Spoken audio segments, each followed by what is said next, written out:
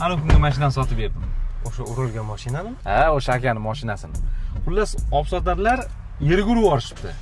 Aka sota olmay qiynalayotgan ekan. Shunga sotib berdim, o'tkazib berdim. Ketdikmi? Ketdik. Ha, bo'ldi, hal qildik. Hujjatlarni nomiga o'tkazdik. Xotirlanish o'rin yo'q. Ha, tinchlikmi? Bitta tadbirkor tanish bor edi. Ishi tuhmat bilan sudga oshib ketdi. Ha, yo'q-ey. Shunga maslahat berdim.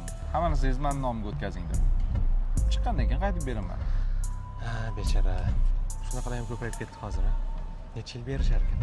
Kamida 15 yil bersa kerak. Qanani o'rtoq? Qani? Yaxshimisan? Yaxshi emasman, qani? O'tir, tinchlan o'tirib gaplashamiz. O'tirmayman. Menga qara. Va'da qilgandan keyin bajarish kerakmi, bajarish kerak emasmi? Bajarish kerak. Ana u tovar va'davoz o'rtog'ing bajarmadi. Telefonni ham ko'tarmayapti. Qani o'zi qayerga ketdi? Bilmasam endi qachon keladi, chiqib ketuvdi. Kelsa aytib qo'y. Xudoga soldim. Ey, og'ir gap bu, shoshma. Yomon charchadi odam. Menga qara. Seni so'rab Humoyin keldi. Tinchlikmi? Tinchlikmi deb men sendan so'rashim kerak. Rosa jahl qilib ketdi. Nima gap o'zi?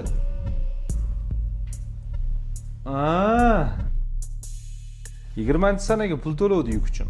Xo'sh, Undan ko'proq beraman degan chiqib qoluvdi, shunga o'tkazib yubordim. Shunga otago'ri qoziqxonami?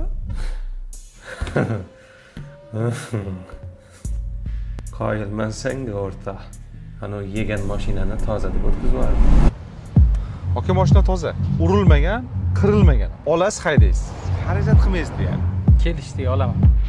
Nadarsda ko'rishamizmi bo'lmasa? Qamalayotgan tanishingni yedirib yuboryapsan. Necha yil berishar ekan? Men qara. Ungacha borim yo'qmi hozir. Hammasi mening nomimda. Bu chiqqandan keyin ham qaytarib bermayman. Tayyor bo'lish. Humoyinga va'da berib bajarmabsan. Bilmadim senga o'xshaganlarni nima deyish kerak. O'zim bilaman. Munofiq.